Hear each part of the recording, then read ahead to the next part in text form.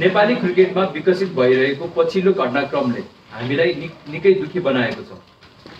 यति बेला हामी खेलाडीहरू T20 ग्लोबल क्वालिफायर र WCLC जस्ता महत्त्वपूर्ण प्रतियोगिताहरूको तयारीमा व्यस्त हुनुपर्ने थियो, तर आफै स्पष्टीकरण दिई हिँड्नुपर्ने अवस्था बनेको छ। यो राम्रो लागिरहेको छैन।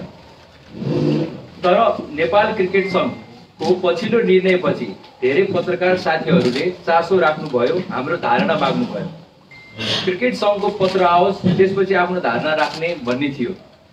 तर क्रिकेट सङ्घले विज्ञप्ति जारी गरेर आफ्नो निर्णय सार्वजनिक गरिसकेको र पदाधिकारीहरूले पनि त्यसबारे सञ्चार माध्यमहरूमा आफ्नो धारणा ल्याइराख्नु भएकाले हामी पनि केही भन्नु उपयुक्त हुन्छ भन्ने लागेर यो पत्रकार सम्मेलन आयोजना गरेका हौँ।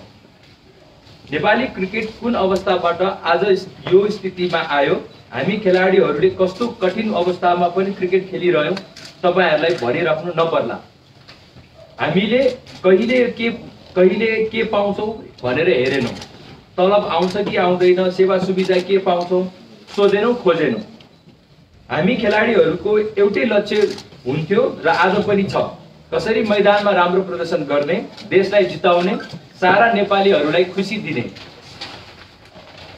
हिजो हामी डिभिजन 5 मा थियौँ। खेलाडीहरूको मेहनत र सबैको साथ सहयोगले नेपाल T20 विश्वकप खेल्यो, ODI नेसनको मान्यता पायो, केही ऐतिहासिक सिरिज पनि जित्यो। यो सफलताहरूलाई निरन्तरता दिने मात्र होइन, अझ माथि लैजान सकियोस् भन्ने हामी चाहन्छौँ।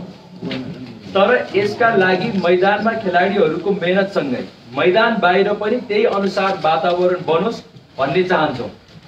तर पछिल्लो समय खेलाडीहरूको ग्रेडिङ लिएर जुन विवाद देखिएको छ, यसले हामीलाई अत्यन्त दुखी बनाएको छ। हामीले बुझेको खेलाडीहरूको ग्रेडिङ उसले पाउने तलब मात्र होइन, देशको लागि गरेको योगदान कदर पनि हो, अझ राम्रो गर्न प्रोत्साहन पनि हो। नेपाली क्रिकेटमा सन् 2015 तिर ग्रेडिङको सुरुवात भयो।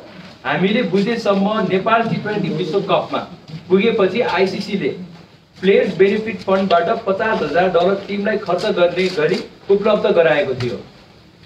त्यस बेला तत्कालीन क्यान प्रशिक्षक, कप्तान, उपकप्तान र केही सिनियर खेलाडीहरू बीच छलफल गरेर यो रकमलाई राष्ट्रिय टिमका 14-15 जना खेलाडीलाई मात्र नभई क्याम्पमा रहेका अन्य खेलाडीसम्म पनि समेटेर अगाडि बढ्ने निष्कर्षमा पुग्यौँ। त्यस अनुसार खेलाडीहरूको ग्रेडिङ गर्ने र मासिक तलब दिने व्यवस्था भयो। यसले हामी खेलाडीहरूको मनोबल बढ्ने हाम्रो विश्वास थियो।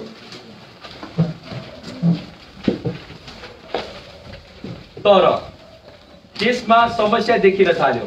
समयमा तलब आएन, क्रिकेट सङ्घ निलम्बनमा परेको बेला भनेर हामीले चित्त बुझायौँ। जब क्यानको निलम्बन हट्यो, हामीलाई लागेको थियो अब अवस्था सहज हुँदै जानेछ। तर दुःखका साथ भन्नुपर्छ, क्यानले 2020 का लागि ढिला गरी गरेको ग्रेडिङ पनि विवादमा पर्यो। हामीले पनि आफ्नो धारणा राख्यौँ, क्यान पनि छलफलका लागि तयार भयो। छलफलमा ग्रेडिङमा परेकाहरूलाई कायमै राख्दै अपग्रेड हुनुपर्नेहरूलाई अपग्रेड गर्ने, जो खेलाडीहरू ग्रेडिङमा छुटेका छन् उनीहरूलाई समावेश गर्ने र आगामी दिनमा निश्चित मापदण्ड बनाएर समयमै सम्झौता गर्ने सहमति भएको थियो। तर 2021 को ग्रेडिङमा पनि पूर्व सहमति अनुसार समयमै हुन सकेन। सुरुको 3 महिना अघिल्लो वर्षकै ग्रेडिङका आधारमा बिना सम्झौता हामीलाई तलब दियो। त्यसपछि पनि ग्रेडिङमा प्रगति भएन। एकै पटक अक्टोबर अन्त्यतिर खेलाडीलाई बोलाएर सम्झौता पत्रमा हस्ताक्षर गर्न भनियो। मापदण्ड कस्तो बनेको छ, किन यो ग्रेडमा परेको हो भन्ने समेत जानकारी दिइएन। मापदण्ड बनाउँदा कप्तान, उपकप्तान र सिनियर खेलाडीहरूसँग परामर्श गर्ने विगतको परम्परा पनि तोडियो। केही खेलाडीले सम्झौतामा हस्ताक्षर गरे, तर ग्रेडिङमा त्रुटि भएको थाहा भयो। म स्वयंले कार्यवाहक सचिवलाई फोन गरेर यसबारे जानकारी गराएको थिएँ, किनकि लागेको थियो क्यानले संवाद गर्ला, विगतमा झै संवाद र छलफलको माध्यमबाट कमी कमजोरी पहिलाएर सच्याउने अग्रसरता लिएला।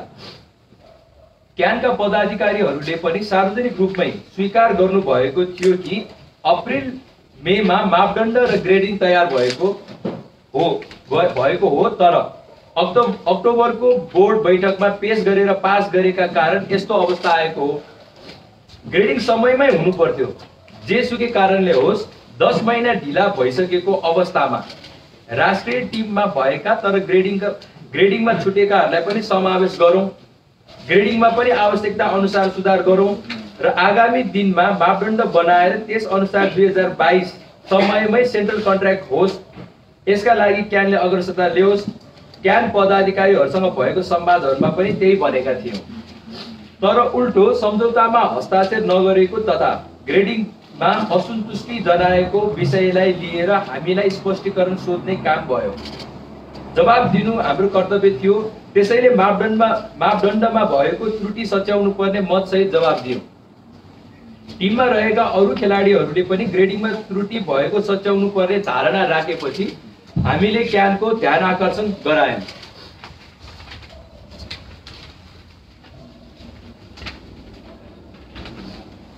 हामीले खेलाडीहरूले पाउँदै आएको म्याच फी नपाएको, भत्ता पहिला भन्दा कम भएको, बीमा रियाब राम्रै नभएको, त्रिदेशीय बीमा नभएको, रियाब नभएको, त्रिदेशीय सिरिज जितेको प्रोत्साहन स्वरूप पुरस्कारका लागि पहल गर्नुपर्ने लगायत विषयमा पनि हामीले लिखित रूपमै ध्यान आकर्षण गराएका हौँ। त्यसपछि क्यानले छलफलमा बोलायो। काठमाडौँमा उपलब्ध खेलाडीहरूसँग भएको त्यो छलफलमा क्यानका केही पदाधिकारी र कर्मचारीहरूले सबै खेलाडीलाई मापदण्ड र सम्झौताका साथै अरू विषयमा पनि लिखित रूपमै जानकारी गराउने भन्नुभएको थियो। तर अहिलेसम्म कुनै जानकारी गराइएको छैन। बरु केही दिनमै हामी 4 जनालाई पहिलोको स्पष्टीकरणको जवाब चित्त बुझ्दो नभएको भन्दै 72 घण्टाभित्र स्पष्टीकरण दिन भनियो। हामीले दोस्रो पटक पनि उहाँहरूलाई जवाब दियौँ। हामीलाई लागेको थियो हामीले उठाएका विषयमा क्यानको बोर्डमा बैठकमा छलफल होला, निकास खोज्ला। तर क्यानका कतिपय पदाधिकारीहरूबाट सार्वजनिक रूपमा हामीलाई लाञ्छना लगाउने, कारबाही गर्ने सम्मका धम्की दिने काम भयो। तर 81 कप्तान र उपकप्तान हटाउने, 2022 मा 6 महिनासम्म सेन्ट्रल कन्ट्र्याक्टमा नराख्ने जस्ता कारबाही गरेका समाचारहरू आए। यसले हामीलाई निकै दुखी बनाएको छ कि हामीले नेपाली क्रिकेटमा आजसम्म गरेको समर्पणको सम्मान यही हो। आफ्नो हक अधिकारका लागि आवाज उठाएकै आधारमा देशका लागि वर्षौं खेलेका, आफ्नो सबै इच्छा आकांक्षा मारेर क्रिकेटमा लागेका खेलाडीहरूलाई यसरी कारबाही हुन्छ भने भोलिको दिनमा नयाँ पुस्ता कसरी आकर्षित होला। हामी अहिले पनि चाहन्छौँ नेपाली क्रिकेटमा देखिएका सबै समस्या हल गरौँ, खेलका लागि राम्रो वातावरण बनियोस्। यसका लागि नेपाल क्रिकेट संघले अभिभावकीय भूमिका खेल्दै सोड निर्णयलाई पूर्ण विचार गरोस्।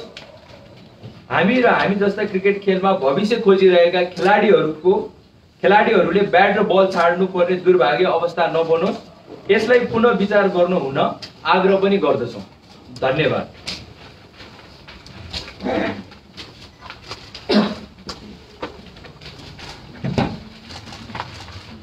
यसमा हजुरहरूको केही जिज्ञासा केही छ भने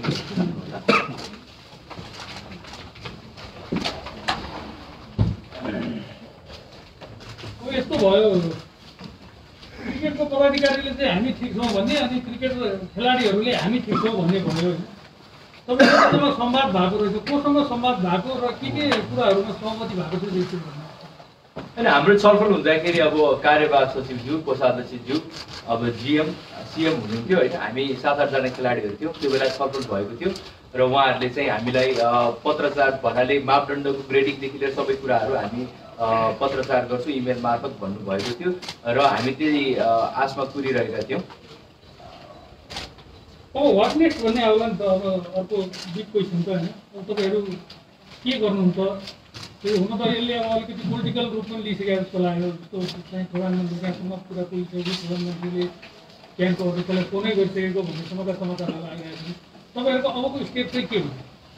होइन फेरि यसलाई पुनर्विचार गरियोस् होइन। अब हामी यो क्रिकेट रोक्ने यसमा भन्ने पक्षमा होइन, हामी क्रिकेट हल गरेर जाने।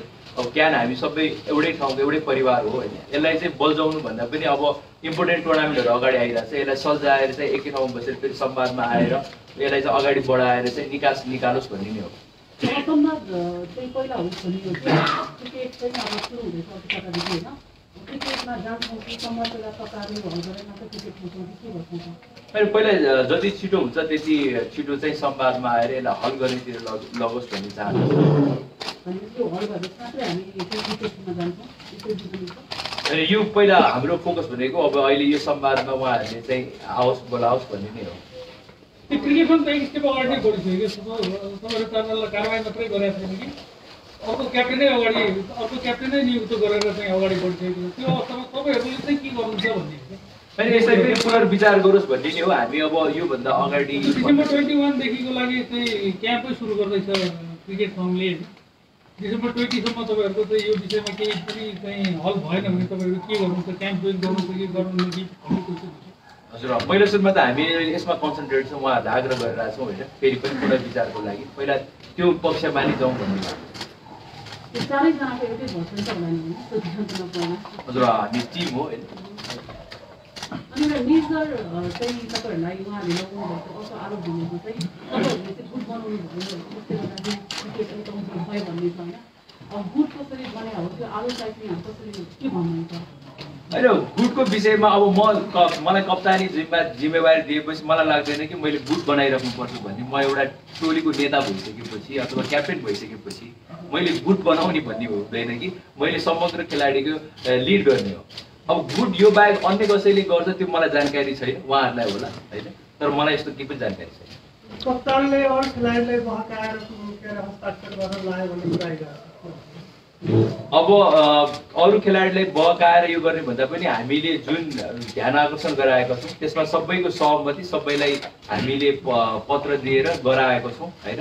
यसमा बहकाएर यो भन्नुहुन्छ भने अब मलाई लाग्दैन कि हामीले कसैलाई बहकाएर खुलाएर गरेको छौँ भन्ने कुरा। हामी एउटा टिम भएर हामी सबैजनाले एग्री गरेर यसलाई चाहिँ यो कुरा जायज छ भनेर हामी अगाडि बढेको। यो दुवै पक्षले नेक्स्ट पछाडि हटेर समाधान निस्किन्छ भने तपाईँहरूको पक्षबाट के हुन्छ जस्तो लाग्छ?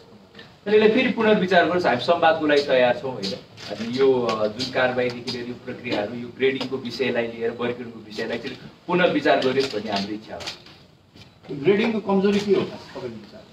होइन अब ग्रेडिङको भन्नाले जहिले पनि पोस्ट भएर पनि अलिकति धेरै कुराहरू विवादहरू आइरहेको हो होइन। अब हामीले चाहेको चाहिँ खेलाडीहरू अब पोस्ट भइसकेपछि अब यो पालिकोलाई हामीले वर्गीकरणको विषयमा धेरै जानकारी छैन, कसरी मापदण्ड के भयो केही जानकारी गराएको छैन। यसलाई चाहिँ यो पल्टलाई पनि सबैजना खेलाडीहरू कोही पनि नछुटोस्, मारमा नपरोस् होइन। अब खेलाडीहरू मारमा परेर कसैलाई राम्रो हुन्छ जस्तो मलाई लाग्दैन भन्ने हिसाबले सबैलाई समेटेर लग्योस् भन्ने हाम्रो चाहना हो। तपाईँहरूलाई क्राइटेरिया भन्नुभएको थिएन, यो क्राइटेरियाभित्र राखेर चाहिँ वर्गीकरण गर्नेछौँ भनेर त्यो क्राइटेरियाभित्र परेको नै हो होइन। क्राइटेरियालाई नै आधार मानेर चाहिँ त्यहाँनिर यो गरेको भनेर भनिरहनु भएको छ होइन। तपाईँहरूले त्यो कुरा चाहिँ बुझ्नु भएको छैन अथवा के हो? हामीलाई बुझाइएको छैन। हामीले त्योभन्दा अगाडि कन्ट्र्याक्ट साइन गर्नुभन्दा अगाडि हामीले मापदण्डको कुनै पनि क्राइटेरियाको विषयमा भनिएको छैन, बुझाएको छैन। हामीले छलफलमा पनि हामीलाई चाहिँ त्यो मापदण्डको क्राइटेरिया इमेल गर्नु भनेको थियो, त्यो पनि भएको छैन होइन। अहिलेसम्म भनौँ न कन्ट्र्याक्ट साइन गर्दाखेरि चाहिँ त्यस्तो केही पनि हामीलाई यही हो भनेर अब मुखले बुझाए पनि अब हामी 7-8 जना मात्र थियौँ, सबैजनाले इमेल गर्ने नै भन्ने कुरा चाहिँ त्यो भएको छ। यहाँले पुनर्विचार गरियोस् भन्नुभयो होइन। क्याम्प पदाधिकारीहरूले चाहिँ यदि खेलाडीहरूले माफी माग्नुहुन्छ भने उहाँले केही मिस्टेक भयो भन्नुहुन्छ भने हाम्रो खेलाडी हो, हामी उहाँहरूलाई चाहिँ यो फ्लेक्सिबिलिटी बनाएर यो कारवाहीको बारेमा पनि कोही सोध्न सक्छौँ भन्ने प्रतिक्रिया दिनुभएको छ। यहाँको साइडबाट चाहिँ पुनर्विचार हुन्छ भने के हुन्छ र कस्तो स्टेप लिएर चाहिँ अगाडि जानुहुन्छ? होइन अब गलत गरेको भए माफी माग्ने भन्ने कुरा हुन्छ। हामीले त यदि हामीले कुनै पनि खेलाडीको विषयको हकितको लागि बेसिक निड्सको लागि हामीले डिभिजन 5 देखि ओडिआई नेसन भन्ने हामीले प्राउडली भनिरहेको छ भने यो आधारभूत कुराको लागि चाहिँ हामीले कुरा राख्दाखेरि चाहिँ हामीले गलत गऱ्यौँ, हामीले अनुशासन तोड्यौँ भनिराख्नु भएको छ भनेदेखि मलाई जहाँसम्म लाग्छ त्यो चाहिँ राम्रो हो जस्तो लाग्छ। यदि अब पुनर्विचार पनि भएन अथवा यहाँले भन्नुभयो भने हामीले गलत गरेको छैन भन्नुभयो होइन, कुनै साइडबाट चाहिँ कुनै पनि डिस्कसन अगाडि बढेन भने चाहिँ जस्तो ग्लोबल क्वालिफायर अघि पनि अलिकति भन्नुभयो यहाँले क्याम्प सुरु हुँदैछ, पिएम कपहरू हुँदैछ, त्यसमा चाहिँ तपाईँहरू जानु खेल्नुहुन्छ हुँदैन? यदि सबै कुरा यथावत रहेमा क्रिकेटको लागि चाहिँ अगाडि जानुहुन्छ क्लियरली भन्नुहुन्छ? होइन अब अहिलेलाई हाम्रो सबैभन्दा फर्स्ट फोकस भनेको वर्गीकरण र यो सच्याओस् भन्ने हो, संवादको लागि आओस् भन्ने हो होइन। त्यसपछि उहाँहरूले प्रतिक्रिया के दिनुहुन्छ, त्यसपछि हामीलाई खेल्ने वातावरण बनाइदियोस् भन्ने हो होइन। अब त्यो भयो भनेदेखि हामी खेल्छौँ, त्यो भएन भने मतलब चाहिँ यो चाहिँ सोचिदिनु पऱ्यो होइन। सबभन्दा पहिला यो सोचिदिनु पऱ्यो यो विषयमा पुनर्विचार अथवा तपाईँहरूले भनेको कुराहरू मागहरू चाहिँ अहिले राख्नु भएको त्यो नभइदिएसम्म तपाईँहरू क्रिकेट खेल्दैनौ भन्ने नै हो त। अनि खेल्दैनौँ भन्ने होइन होइन। अब हामीले चाहिँ फर्स्टमा यो पुनर्विचार गर्यो। अब हामीले आफ्नो कर्म गरिरहेछौँ, काम गरिरहेछौँ, हामी गरि नै रहेछौँ होइन। पहिला सुरुमा चाहिँ अरू कुनै कहीँ जानु हुँदा नि यो महत्त्वपूर्ण टुर्नामेन्ट र यो क्याम्प भन्नु अगाडि चाहिँ यो कुनै पनि संवादमा यसमा बसेर चाहिँ पुनर्विचार गरियोस् भन्ने नै हो। त्यो त सम्भव हुन्छ र जस्तो एउटा बोर्डले चाहिँ एउटा डिसिजन गर्यो होइन, क्रिकेट बोर्डले चाहिँ जुन डिसिजन गरेर तपाईँहरू 4 जनालाई कारवाही गर्ने भनेर भनेको अब तपाईँहरूको अबको डिमान्ड भनेको चाहिँ त्यो नै फिर्ता हुनुपर्ने जस्तो देखियो होइन।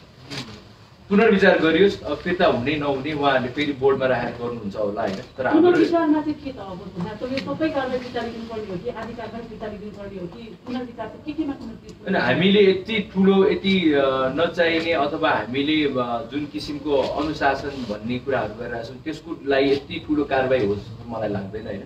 त्यसमा चाहिँ पुनर्विचार गरियोस् भन्ने। कारवाहीको विषयमा पुनर्विचार गरियोस् भन्ने तपाईँको भनाइ? हजुर, कारवाहीदेखि वर्गीकरणको विषयमा चाहिँ फर्स्ट चाहिँ वर्गीकरणको विषयमा चाहिँ पुनर्विचार गरियोस् भन्ने। अर्को एउटा चाहिँ पोलिटिकल अलिकति इन्टरफेरेन्स पनि होला जस्तो सम्भावना देखिरहेको छ, सङ्केतहरू प्रधानमन्त्रीले चासो राख्नुभयो, प्रचण्डले चासो राख्नुभयो भन्ने कुराहरू आएको छ। त्यो विषयमा तपाईँहरूको केही धारणा छ कि छैन? होइन, उहाँले चासो राख्नुभयो भने चाहिँ खुसी लागेको छ होइन। अब यसले पनि देखाउँछ कि क्रिकेटलाई सबैजनाले कसरी राम्रो नजरले हेरिराख्नु भएको छ भन्ने कुरा पोजिटिभ साइडमा चाहिँ हेर्नुपर्छ जस्तो लाग्छ। यसरी अब यो चासो लिइरहेपछि अब तपाईँहरूको कारवाही फिर्ता हुन्छ भन्ने आशामा तपाईँहरू हुनुहुन्छ? अहिले त्यो थाहा भएन, त्यो त बोर्डको डिसिजन हो होइन। अब बोर्डले के गर्छ भन्ने अब बोर्डमै रहन्छ। तपाईँहरूमाथि त्यो जुन खालको डिसिप्लिनको कुराहरू चाहिँ आइरहेको छ नि त, तपाईँहरू चाहिँ बोर्डलाई पनि अस्वीकार गर्ने, आफ्नो घेराभन्दा बाहिर निस्किने, तपाईँहरू पनि अनुशासन तोड्नुभएको भन्ने आरोप तपाईँहरूमाथि पनि छ नि त।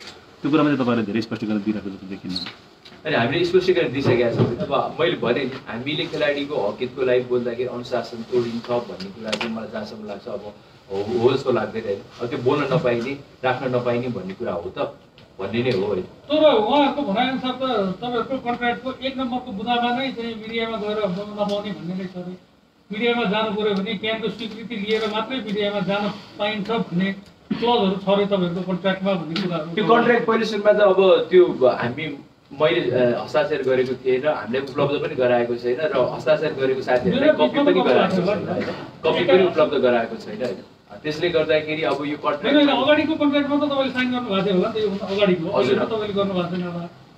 योभन्दा अगाडिको कन्ट्र्याक्टमा साइन गर्नुभएको थियो होला, त्यसमा त्यो क्लजहरू थियो होला, त्यो त तपाईँलाई जानकारी थियो होला नि त। यो चाहिँ ग्रेडिङको अथवा चाहिँ कुनै पनि कुरा मिडियामा जानुभन्दा अगाडि क्यानको स्वीकृति लिनुपर्ने, मिडियामा जान पाइँदैन भन्ने कुराहरू तपाईँलाई ज्ञान त थियो होला नि होइन। यो दोस्रोमा अब ग्रेड के भन्छ कन्ट्र्याक्टमा के राख्यो हामीले थाहा छैन होइन। र अर्को कुरा चाहिँ हामीले उहाँसँग संवादको लागि कुरा गरेको पनि हामी आफै मिडियामा गएको होइन होइन। मिडियामा इन्टरभ्यूको कुरामा चाहिँ यस्तो भएको होइन।